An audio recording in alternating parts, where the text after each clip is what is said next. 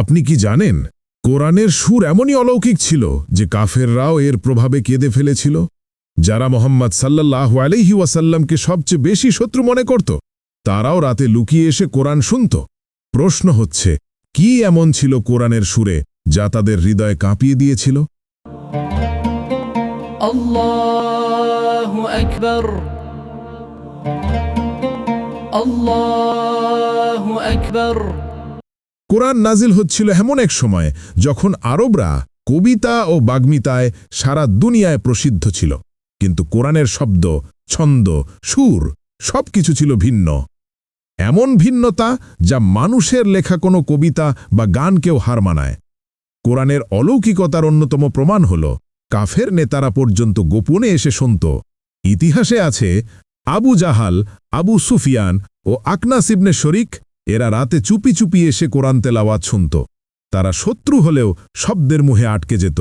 ভোর হলে তারা লজ্জায় একে অপরকে ধমক দিত যে আবার এসো না, কিন্তু পরের রাতেই আবার এসে বসত। কোরআনের আয়াতগুলো শুধু শব্দ নয়, বরং হৃদয়ে কাঁপানো সত্য। যেমন সূরা আর রহমান, ফাবিআইয়ি আলাই রাব্বিকুমা তুকাযযিবান, তাহলে তোমরা তোমাদের রবের কোন কোন নেয়ামতকে অস্বীকার করবে? প্রতিবার এই আয়াত শুনে মনে হয় যেন আল্লাহ সরাসরি আমাদেরকে প্রশ্ন করছেন। কোরআনের প্রভাব এতটাই শক্তিশালী যে কাফেররাও কেঁদেছিল।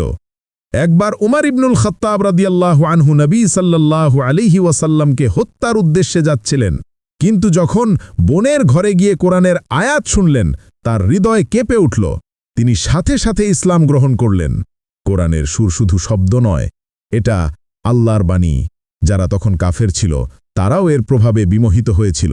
তাহলে আমরা যারা মুসলমান, আমাদের হৃদয় কেন নরম হবে না? আসুন কোরআন শুধু পড়ি না, বরং এর অর্থ বুঝি, হৃদয়ে ধারণ করি, তাহলেই আমাদের জীবন পাল্টে যাবে।